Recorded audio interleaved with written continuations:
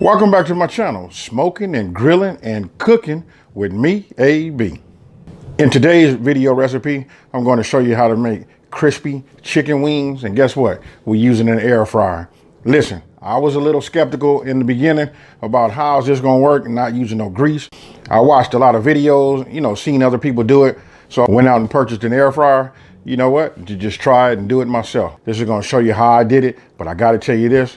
I don't want to call this really a spoiler alert because you can read the title. Listen, it does work. Let me go ahead and break into the rating system. On this one right here, I know these are low numbers.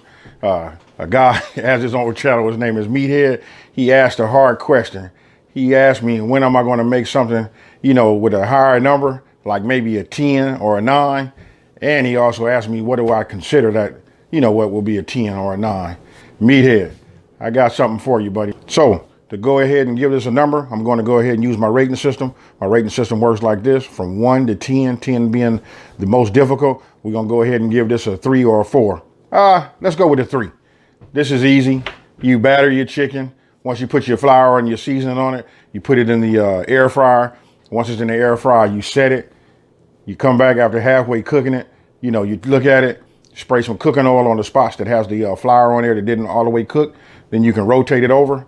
Put it back in for the remainder of the time and let it be. So in 20 minutes, you got crispy chicken wings. It's just like going out and buying it at a fast food restaurant. And when I say crispy, I mean crispy.